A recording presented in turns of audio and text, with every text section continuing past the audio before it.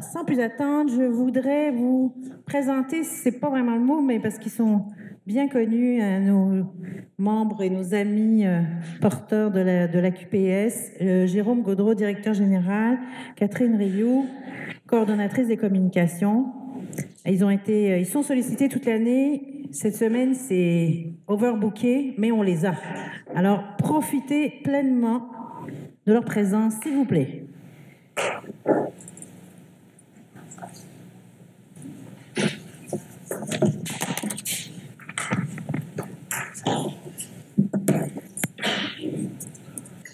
Alors, bon midi tout le monde. Je suis très heureux d'être présent. Catherine et moi sommes très heureux d'être présents parmi vous pour partager cette heure de midi avec vous. Tout d'abord, je tiens d'abord à remercier la Direction des soins infirmiers de nous avoir invités à venir vous présenter une conférence, mais surtout de souligner la semaine de prévention du suicide qui est en cours actuellement. C'est extrêmement important si on veut propager le message de sensibilisation, de prévention dans l'ensemble de la communauté. Bien, il faut poser des gestes, il faut s'engager. Et merci, je tiens à vous remercier de le faire. Donc, on est là ce midi pour vous parler du traitement du suicide dans les médias d'information. Donc, comment agir en prévention dans un contexte où les médias sont en constante mutation. D'abord, on déclare que nous n'avons aucun conflit d'intérêts. Donc, on vous parlera aujourd'hui de la médiatisation du suicide. C'est un thème que nous abordons régulièrement dans nos communications, à savoir, est-ce qu'il faut en parler ou pas? Quels sont les risques qui peuvent être associés à la médiatisation du suicide? Est-ce qu'on peut fragiliser les personnes qui sont déjà les vulnérables? Est-ce qu'on peut précipiter des intentions suicidaires, banaliser le geste, le phénomène? Et à l'opposé, en quoi la médiatisation du suicide peut contribuer à le prévenir?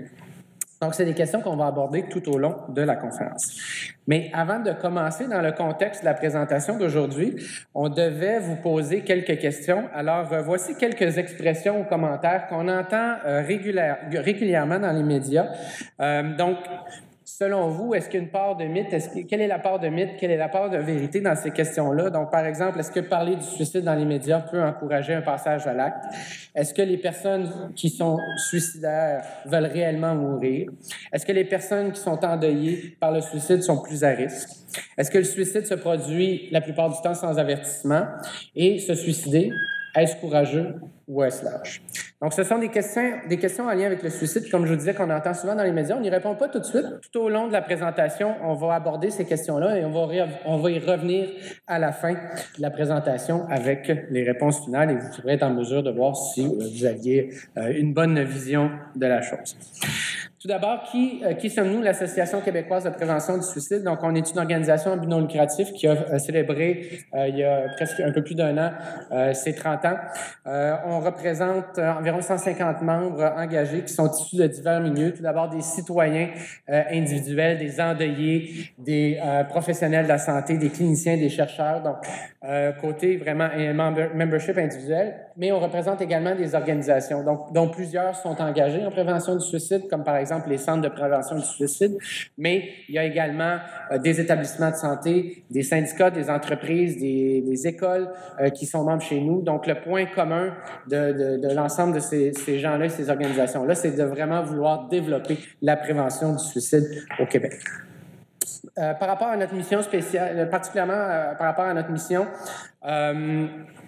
le premier élément, c'est vraiment de sensibiliser la population québécoise en lien avec les enjeux du suicide. Donc, par exemple, quels sont, comme par exemple cette semaine, pendant la semaine de prévention du suicide, on présente les statistiques du suicide, on parle à la communauté, on présente les signes qui peuvent être inquiétants, quelles sont les ressources d'aide. On va également sensibiliser les élus de manière à ce que des décisions soient prises, que des gestes soient posés pour faire avancer la cause de la prévention du suicide. On va également agir en mobilisation. Donc, on croit que, d'abord et avant tout, le suicide est un phénomène social et pour lequel les solutions sont également collectives. Donc, on tient à ce que tous s'engagent, que chaque citoyen individuellement, chaque communauté, chaque organisation pose des gestes en prévention. Donc, on va justement les mobiliser en organisant des événements comme la Semaine de prévention du suicide, comme la Journée mondiale de prévention du suicide, le Grand Forum de la prévention. Donc, de manière à ce qu'on fasse bouger les gens autour de la cause. Et on va également apporter un soutien à des gens, des citoyens qui veulent s'engager dans leur communauté et qui auraient besoin de conseils pour le faire. Et finalement, on élabore des contenus de formation et on forme des formateurs. Donc, on propose environ une vingtaine de contenus de formation qui sont adaptés à différentes réalités pour les citoyens, pour les professionnels de la santé, ainsi que les intervenants en prévention du suicide. Donc, par exemple, c'est la semaine de prévention du suicide cette semaine. Donc, on prépare du matériel pour sensibiliser, lien vers le site web, vers les dates. Donc, évidemment, notre rôle est de sensibiliser la population. Donc, rapidement, le plan de la présentation. On va vous parler des communications médiatiques dans le travail de la QPS, présenter un contexte médiatique qui est en changement, le contexte social, quels sont les défis pour la prévention du suicide, et par le biais de recommandations, d'études de cas et d'actions de la QPS, on va vous parler du traitement médiatique du suicide. Alors, sans plus tarder, je passe la parole à ma collègue Catherine. Bonjour à tous. Mon rôle à la QPS, c'est de coordonner les communications. Je le fais depuis quelques années. Et pour sensibiliser la population, bien évidemment, on a toutes sortes de stratégies de communication et les activités médiatiques en sont une. Donc, comme organisation en prévention du suicide, je vais passer à la suivante, on a deux types de rapports, je dirais, avec les médias. Donc, on est d'abord un utilisateur. J'aime pas tout à fait le terme, mais bon, c'est qu'on va tenter de se positionner dans les médias afin que la prévention du suicide soit présente et pas seulement toutes sortes de cas de suicide, mais que la prévention soit présente. Donc, on organise des activités de presse, communiqués, etc. Et puis, on va aussi être observateur de la façon dont le suicide est traité dans les médias, parce qu'on sait que ça peut avoir un effet sur les personnes qui peuvent avoir accès à ce type de contenu-là.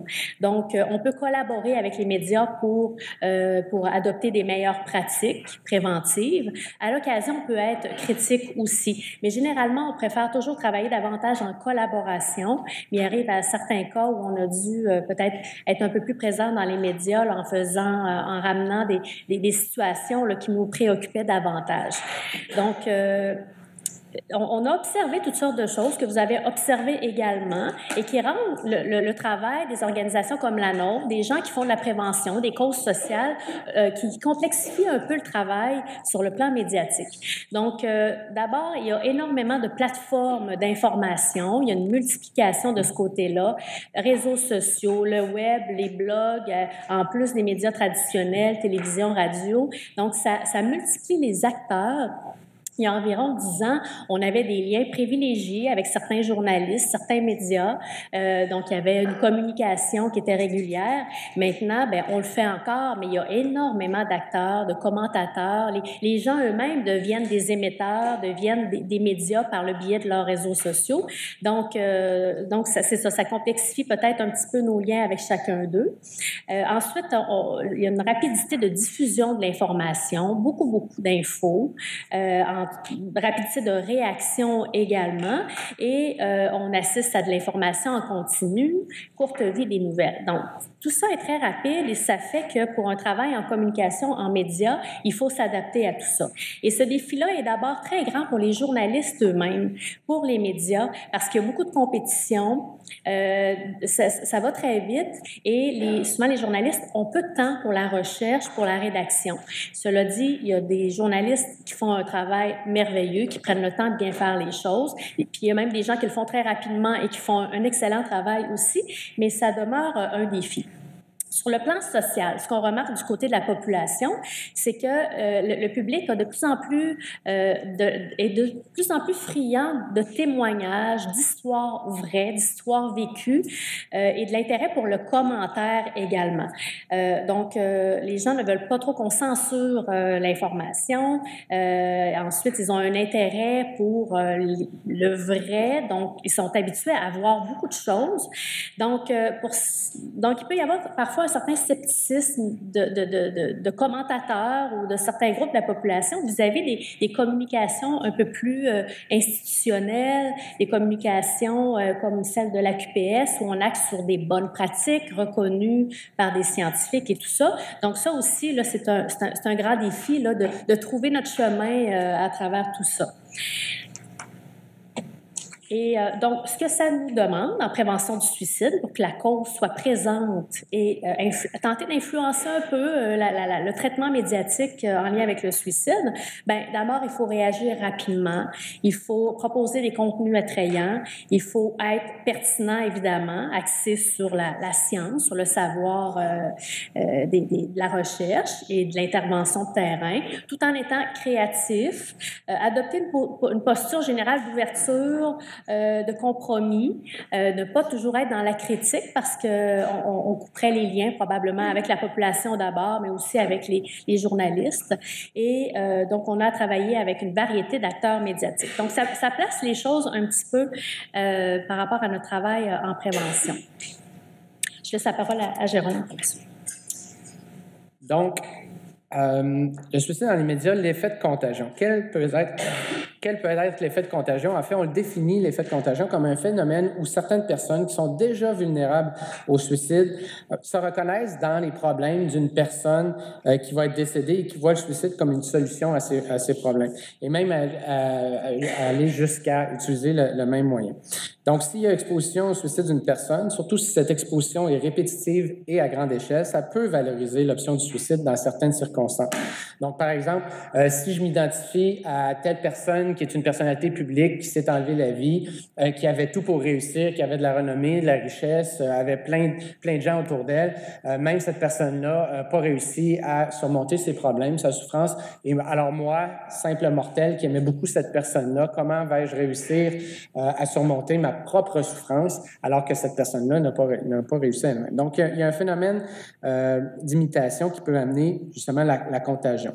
Donc, d'où provient l'effet de contagion? En fait, le premier cas documenté de l'effet de contagion provient d'un roman qui s'appelle « Les souffrances du jeune Werther » qui a été publié en 1774, qui raconte en fait le suicide d'un jeune homme à la suite d'amours déçus. Peu après sa parution, en fait, une mode est apparue chez les jeunes Allemands qui vont imiter le couple sujet du roman, les personnages de Charlotte et de Werther.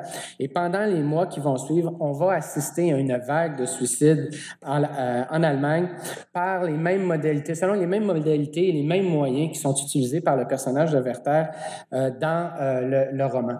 Ce qui va même, et la vague de suicides est tellement importante que ça va amener l'Église allemande à demander une interdiction de publication et de diffusion du roman quelques temps après. On saute 200 ans.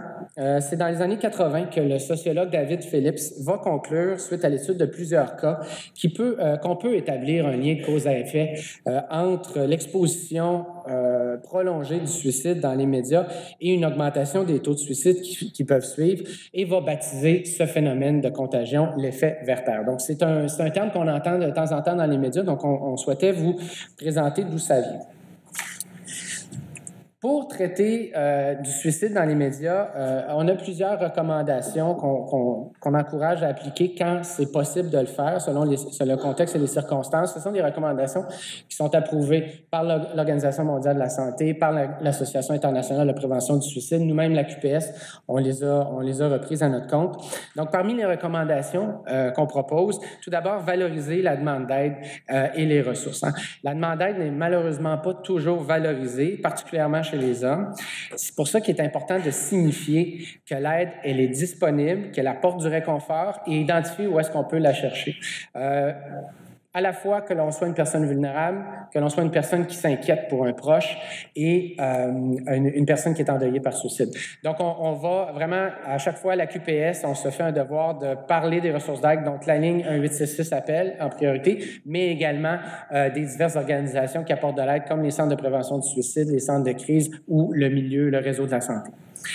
C'est important aussi de mettre l'accent sur les signes de détresse. C'est très, très rare qu'un suicide va survenir sans avertissement. Donc, c'est important d'expliquer à la population c'est quoi les signes de détresse, qu'est-ce qu'on peut reconnaître chez quelqu'un qui va pas mal. Même si le geste peut paraître impulsif, il va y avoir une construction des idées suicidaires. Donc, et pendant cette construction-là, la personne va dégager certains signes. Donc, c'est important de mettre l'accent parce que les gens apprennent à reconnaître les signes de détresse et à ce moment-là, sont en mesure de l'appliquer dans leur entourage et de savoir comment réagir s'ils les constatent.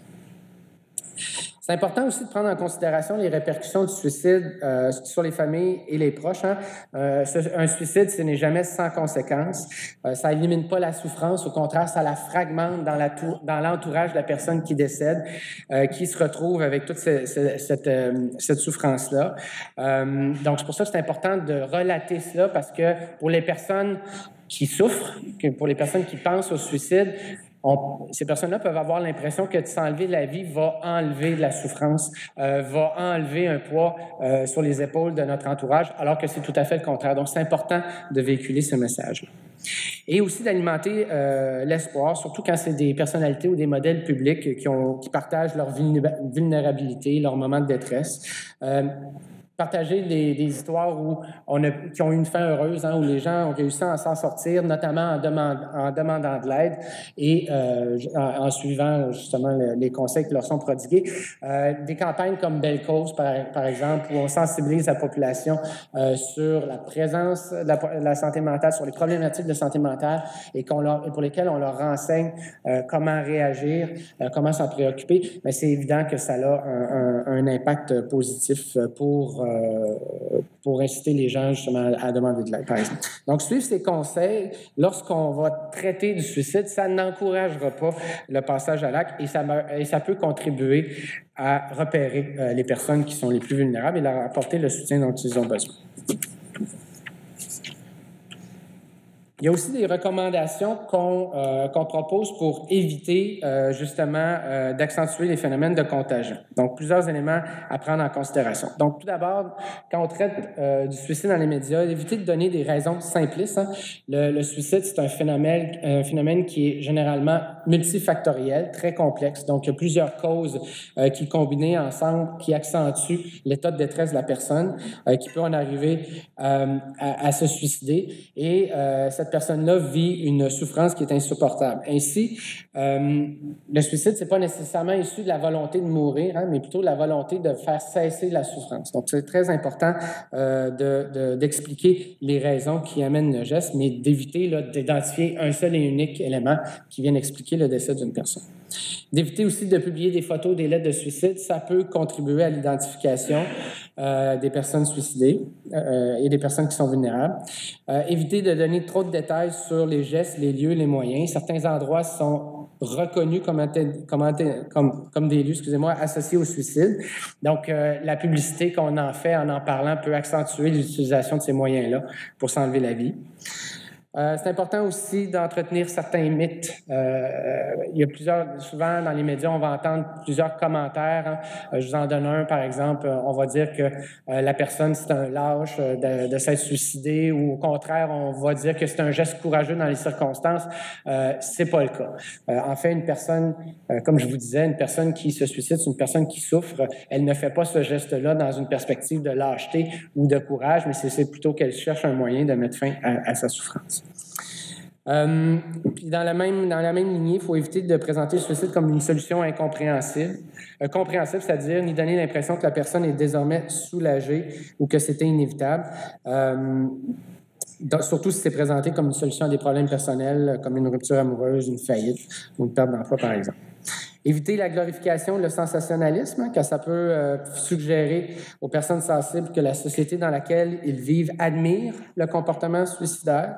Au contraire, l'accent doit être mis sur le deuil qui est vécu par les personnes qui sont proches de la personne décédée. De ne pas non plus chercher de responsables. Hein. Les personnes proches des personnes qui se suicident sont souvent fortement affectées, lourdement endeuillées. Ces personnes-là ont souvent besoin de soutien également. Donc, d'identifier une responsabilité dans l'entourage peut justement aider à contribuer à cette situation de détresse, de culpabilité. Se méfier aussi sur les généralisations fondées sur des petits nombres. Souvent, on entend des choses comme le Québec est le champion du monde du suicide. Des fois, on a tendance à ne pas voir les statistiques dans un horizon plus large. Quand on sait qu'au Québec, par exemple, mais en fait, c'est pas vrai qu'on est les champions du monde du suicide. On se situe dans la moyenne mondiale. Donc, c'est pour ça que c'est important de faire un survol complet des informations de manière à poser un jugement qui est éclairé. Donc, notre préoccupation première quand on parle du suicide dans les médias, c'est vraiment celle des personnes qui sont les plus vulnérables, les personnes endeuillées, les proches qui s'inquiètent, parce que l'effet de contagion est bel et bien documenté. Et pour vous le démontrer, on va vous présenter 4 cas, 3 plus courts et un cas qu'on connaît très, très bien au Québec de manière un peu plus en détail. Donc, des exemples de phénomènes de contagion, par exemple, en 1986, en Autriche, suite à une médiatisation sensationnaliste de décès dans le métro de Vienne, on a observé 22 suicides au même endroit dans les 18 mois qui ont suivi cette médiatisation, et ce qui était 2 fois plus que la normale dans des années précédentes. Et lorsque les médias ont cessé volontairement de traiter les décès dans le métro, bien, on a constaté rapidement une chute spectaculaire des suicides à cet endroit-là. On a aussi constaté un phénomène en Allemagne lors du décès de Robert Enke. Qui est Robert Enke?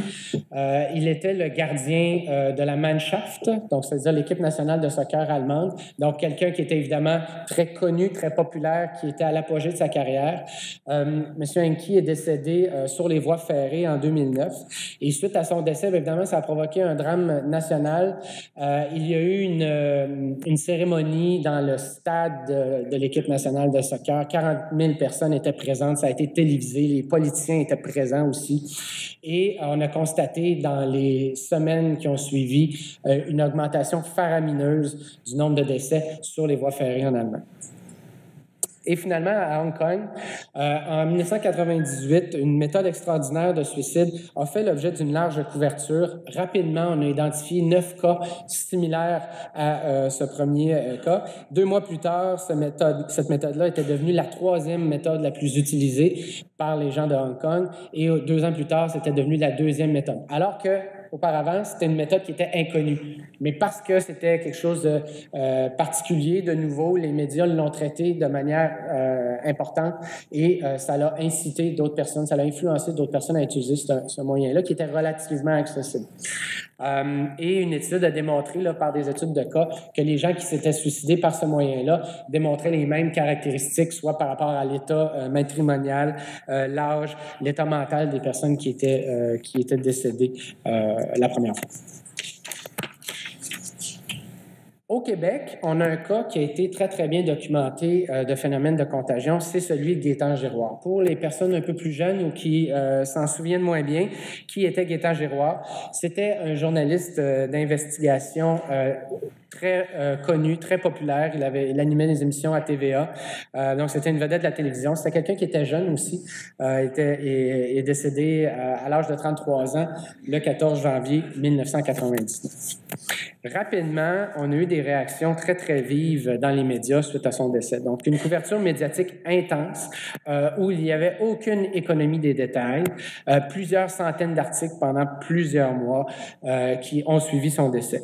Ce qu'il faut comprendre aussi, c'est que le milieu journalistique qui avait à couvrir le décès de Gaétan Giroir était aussi profondément affecté par le décès d'un collègue qui était admiré et apprécié. Donc, ça venait teinter aussi la manière d'aborder le sujet. On a assisté aussi à une certaine glorification, hein, les termes mort d'un surhomme, l'ange gardien. Donc ça, c'était des titres qui étaient utilisés, par exemple, dans des articles pour couvrir l'événement. Et on n'avait pas beaucoup d'éléments. Son suicide est venu d'une manière très, très surprenante, inattendue. Personne n'avait vu ça venir. Et ça a pris beaucoup de temps avant qu'on ait des éléments pour expliquer les raisons qui ont poussé M. Giroir au suicide. Donc, ce qui faisait en sorte que les médias se basaient sur l'information qu'ils étaient en mesure de capturer pour expliquer le geste, mais malheureusement, ça manquait souvent d'approfondissement. Il y a également une mise en garde du coroner Serge Trudel qui a essayé de mettre un peu le couvercle sur la marmite, voyant l'intense médiatisation qu'il y avait de ce suicide-là. Et au lieu de contribuer à calmer le jeu, au contraire, ça a contribué à attiser par certains journalistes et certains médias ont vu ça comme étant même une provocation de la part du coroner, comme si on voulait ne pas parler d'une situation qui est importante et qui les affectait. Mais il n'y avait pas cette préoccupation-là de la part des médias de considérer les impacts que leur couverture pouvait avoir. Et il n'y a pas eu d'équipe non plus de crise qui a été mise en place, soit avec la QPS, soit avec le conseil de presse, pour justement engager un dialogue avec les médias et les conseiller sur les manières préventives de traiter ce cas. Donc, une étude a été faite, commandée par l'Association québécoise de prévention du suicide auprès de chercheurs affiliés à l'UQAM, notamment Michel Tousignan, qui ont établi que la couverture médiatique du décès de Gaétan Giroir avait amené une hausse importante des taux de suicide en 1999. On évalue en fait qu'entre 50 et 100 suicides sont survenus directement en lien avec le décès de Gaétan Giroir. Donc, comment est-ce qu'on était en mesure d'expliquer ça? C'est que les gens qui s'enlevaient la vie laissaient une lettre dans laquelle ils parlaient de Gaétan Giroir. On a eu des cas où des photos de Gaétan Giroir se retrouvaient sur les lieux du suicide, ou le moyen qui était similaire à celui qui avait été utilisé. On a aussi constaté à Sainte-Foy une hausse statistique significative des suicides sur une très, très courte période, avec un moyen identique à celui utilisé par Gaétan Giroir, qui était un peu particulier. Et on a constaté que le mot de la ville de Sainte-Foy avait été utilisé souvent dans les titres, dans les nouvelles et dans les gros titres, disons. Et finalement, on a constaté aussi une augmentation des appels dans les centres de prévention du suicide. Rapidement, là, dans les semaines qui ont suivi, il y a eu une hausse de 15 % des appels, et les gens parlaient souvent, ramenaient souvent l'histoire de Gaétan Giroir. Donc, les conclusions qu'on a eu à poser de ce phénomène-là, c'est qu'il y a eu un phénomène de contagion démontré qui a amené une hausse, un lien direct entre la hausse du taux et les décès. Il y a également eu une prise de conscience du milieu journalistique par rapport à leur propre travail qu'ils ont fait dans ce contexte-là. Suite à la démonstration du phénomène de contagion, ça a quand même, je pourrais dire, shaké, là, en guillemets, les gens du milieu des médias qui ont accepté de se remettre en question. Ce qui nous a permis par la suite de travailler en collaboration avec eux pour établir des guides de bonnes pratiques en matière de traitement journalistique. Alors voilà, Catherine. Donc, à la suite du cas de Gaétan Giroir et de certains autres, bien, on a pris conscience que c'est ça, il pouvait y avoir un lien entre le traitement médiatique et certains suicides. On est toujours prudent, on parle de corrélation et rarement de cause à effet. Là, on est plus là-dedans. Et donc, il y a des guides à l'attention des médias qui ont été rédigés. Certains médias se sont dotés de bonnes pratiques, de codes d'éthique sur leur traitement médiatique. C'est d'ailleurs pourquoi très peu de médias, aussitôt qu'il y a un suicide, vont le médiatiser. Généralement, il y a une réserve de ce point de vue-là. Et pour positionner, comme j'en parlais tout à l'heure, pour que la prévention du suicide soit présente, la QPS, dans le fond, un de nos rôles, c'est d'observer tout ça, comme je vous le disais, et savoir est-ce qu'on doit réagir ou pas. Mais on se pose quelques questions. Donc, je vous présente un tableau. Ici, c'est les éléments qu'on considère quand il arrive une situation, quand il y a un suicide qui est médiatisé, quand il y a un phénomène, des fois aussi dans les fictions. Donc, c'est autant adaptable pour les médias d'information que pour les fictions. Donc, ce qu'on va se poser comme question, c'est est-ce que la sécurité des personnes vulnérables est compromise? On va aussi regarder l'ampleur du phénomène. Si c'est des cas où c'est pas très médiatisé, peut-être des fois on peut se garder une petite gêne et ne pas en ajouter, parce que c'est sûr qu'à chaque fois qu'on sort dans les médias, on fait davantage connaître un phénomène. Donc, l'ampleur, ça peut être la popularité, par exemple, d'une série. Ça peut être une scène très choquante ou en tout cas dérangeante, qu'on juge dérangeante pour peut-être des personnes endeuillées ou des personnes vulnérables. Le nombre de personnes touchées également. On va penser au filet de sécurité aussi. On va se dire, OK, ça c'est médiatisé, ça risque d'affecter certains groupes de la population. Est-ce qu'il y a des gens pour prendre soin d'eux? Est-ce qu'on devrait apporter un soutien aux intervenants qui réagissent avec ces jeunes-là? Donc, dans ce temps-là, souvent on parle avec les gens de la santé publique au ministère de la Santé Et on travaille en collaboration à certaines occasions. Ensuite, bon, on pense à la responsabilité. La QPS en a une, certainement, mais à l'occasion, c'est le ministère de l'Éducation qui peut réagir, le ministère de la Santé. Et pour nous, c'est toujours important, quand on réfléchit à tout ça, de garder un canal de communication avec le public et avec les médias. Donc, de ne pas être toujours dans la surréaction. Et là, les gens finissent par croire, OK, bien là, le suicide, la prévention du suicide, vaut mieux ne pas en parler du tout, alors qu'on le disait, il y a certaines façons d'en parler qui peuvent contribuer à la prévention du suicide. C'est d'ailleurs pourquoi on fait une semaine de prévention et qu'on n'hésite pas du tout à aller dans les médias pour parler de prévention. On va aussi réfléchir à la sensibilité de l'opinion publique à un certain moment. Je vais vous parler d'un cas tout à l'heure et des commentaires des influenceurs. En fait, tout à l'heure, je pense que je vais vous en parler, mais non, je vais terminer puis je vous reviens. Multiplication de cas semblables aussi. Si on observe qu'il y a quelque chose qui a été médiatisé de la même façon depuis un certain temps, bien, ça pourrait aussi nous pousser à prendre position. Donc, on évalue les avantages, les désavantages, quelles actions on peut poser, qui pourrait le faire, puis le temps et les ressources dont on dispose également. Donc, je reviens avec la question de la sensibilité de l'opinion publique. Là, dans le fond, dans les prochaines minutes, on va vous parler de cas réels, de cas qu'on a vécu là, dans les dernières années où on a eu à intervenir. Il y a entre autres le film 1 minute 54, un film qui mettait l'accent beaucoup sur la question de l'intimidation. Un très bon film.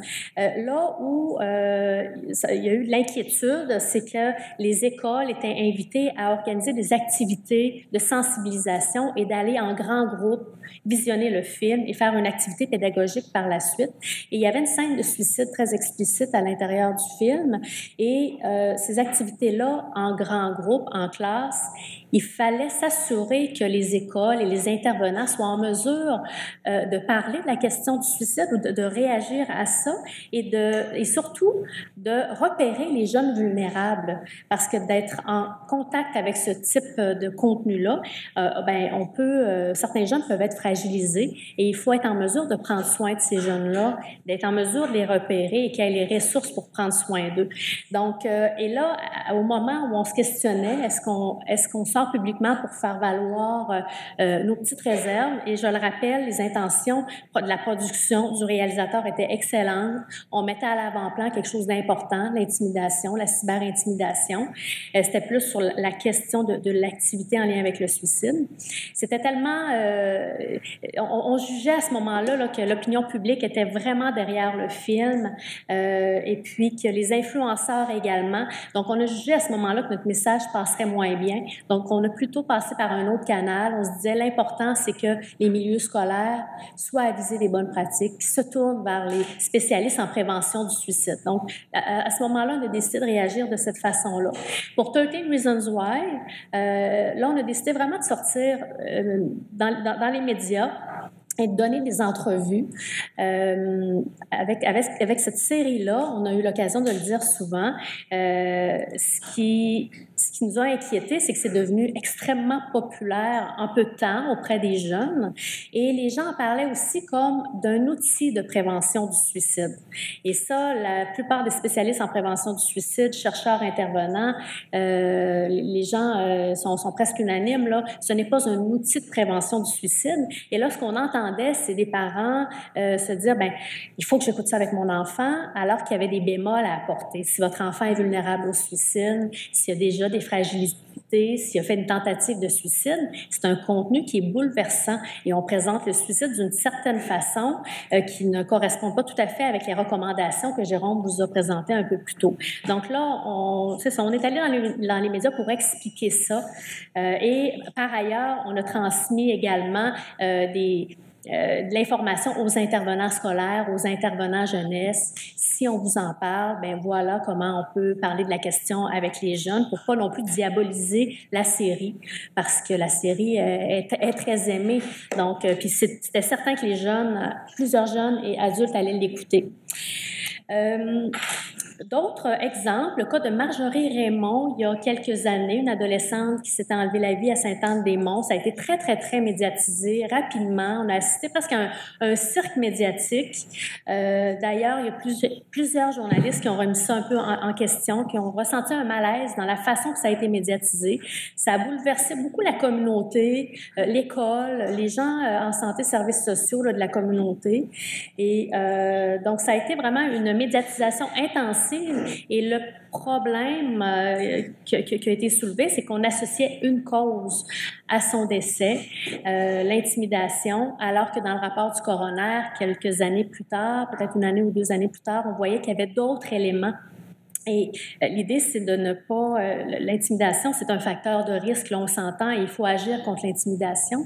Mais il faut faire attention quand on sort médiatiquement et qu'on associe un suicide à quelque chose du genre, bien, on est toujours préoccupé pour les jeunes qui vivent l'intimidation présentement et qui pourraient voir le suicide comme une façon de mettre fin aux souffrances. Donc, c'est le message là, qui pourrait être retenu là, de la part des jeunes qui peuvent s'identifier à la jeune qui s'est suicidée. Et 1 an après son suicide, il y a eu un événement commémoratif. C'est normal que les gens aient envie là, de se souvenir de la personne, de célébrer un anniversaire. Là. Le mot célébrer n'est pas le bon. Donc, on a profité à ce moment-là pour transmettre le guide à l'attention des médias à tous les journalistes. On le fait avec la santé publique, le ministère de la Santé, afin que les journalistes connaissent ces recommandations-là et qu'on n'assiste pas 1 an plus tard à un cirque semblable.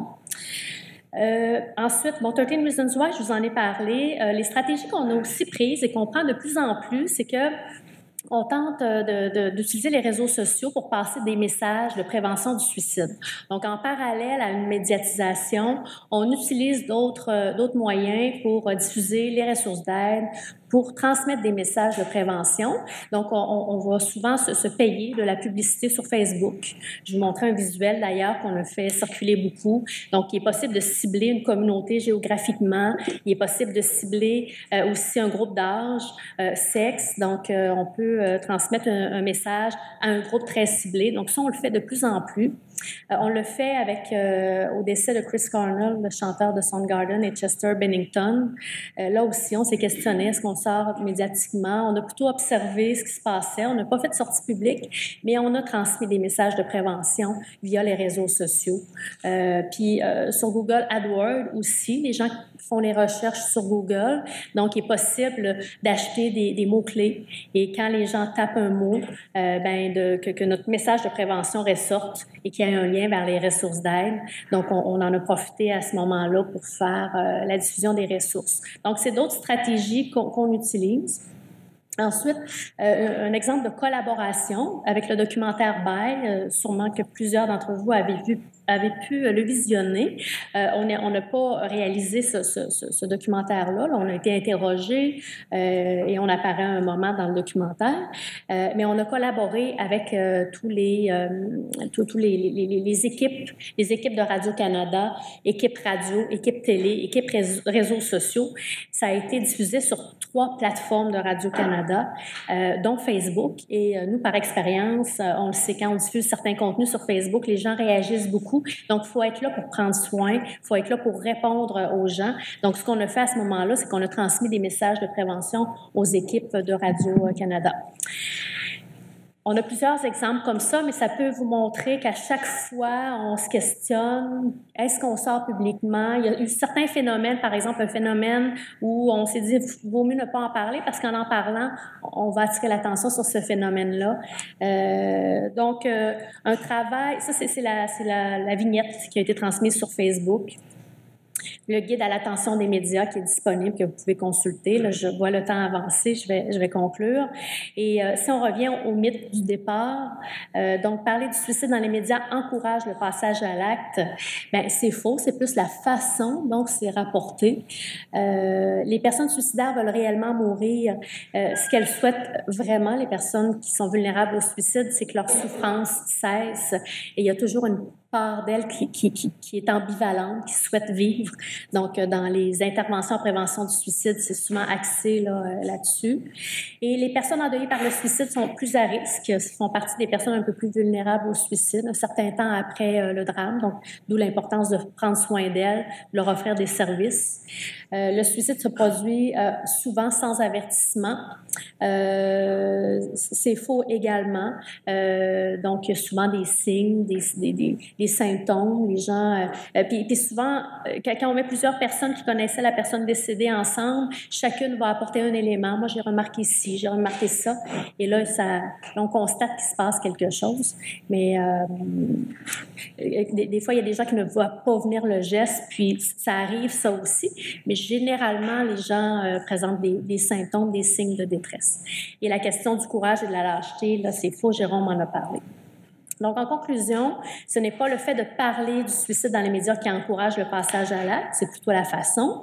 Un certain type de médiatisation peut contribuer à la prévention du suicide. Et pour les médias, il est nécessaire de prendre un peu de recul, de se poser des bonnes questions, d'avoir un certain code d'éthique par rapport à la médiatisation. Et les organisations en prévention du suicide doivent s'adapter, réagir rapidement, être prêtes, être créatives, envisager d'autres façons de diffuser les messages de prévention et de maintenir un lien avec les médias, de collaborer là, pour faire cheminer la prévention.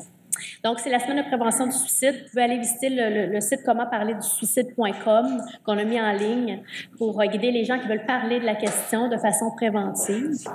Et des vidéos aussi qu'on a diffusées avec différents ambassadeurs. Je peux peut-être ajouter un élément. En fait, si jamais vous êtes confronté dans le contexte de votre travail à devoir réagir publiquement par rapport à un cas, dans notre cas, évidemment, c'est le cas de suicide, là, ça peut être divers autres éléments, mais en lien avec le suicide, n'hésitez pas à entrer en contact avec nous. Catherine est toujours disponible pour accompagner. On le fait régulièrement. Des gens nous sollicitent pour demander des conseils. Alors, ça nous fait toujours grand plaisir parce qu'on est très, très sensible à la façon de communiquer la réalité du suicide dans la communauté. Et on vous a bien démontré pendant notre présentation qu'il y avait des éléments à prendre en considération, qu'il faut se préoccuper des gens qui sont plus vulnérables. Donc, on peut vous supporter et vous accompagner dans ce cheminement-là. Moi, je vous remercie vraiment. Oui, le micro, là, juste là. En fait, j'ai une question qui est... l'année dernière, moi, j'ai eu une employée qui s'est suicidée, puis dans une autre équipe, un autre employé venait de se suicider aussi. La démarche qui a été prise par l'organisation où j'étais l'année dernière m'a laissé un peu perplexe. Quelle est votre opinion sur la meilleure façon d'aborder les équipes suite au suicide d'un collègue? Bien, évidemment, on ne portera pas de jugement sur le cas spécifique, mais effectivement, lorsque survient un suicide dans un milieu, que ce soit par exemple dans un milieu scolaire ou un milieu de travail, c'est très, très important rapidement de réagir avec une stratégie de postvention. Donc, qu'est-ce que la postvention? C'est vraiment des mesures qu'on va mettre en place pour supporter, soutenir les endeuillés proches qui côtoyaient la personne décédée pour apporter du réconfort et éviter qu'il y ait un phénomène de contagion, justement, qui se reproduise. Donc, c'est très, très important pour les organisations, notamment dans les milieux de travail, de s'associer aux ressources disponibles en prévention du suicide.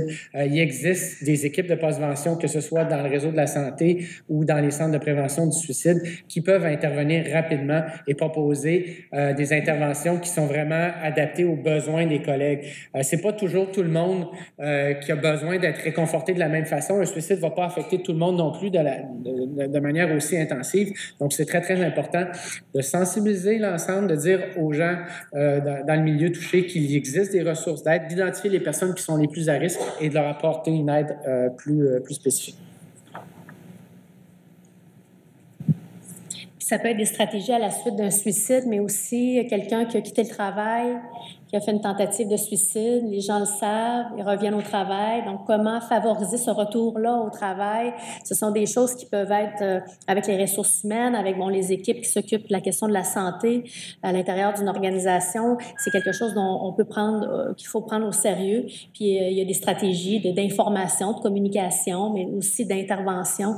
Donc, pas seulement suicide, mais aussi quelqu'un qui revient d'un congé de maladie, le après-tentative aussi, là, c'est des chocs pour des équipes. Merci beaucoup, encore une fois.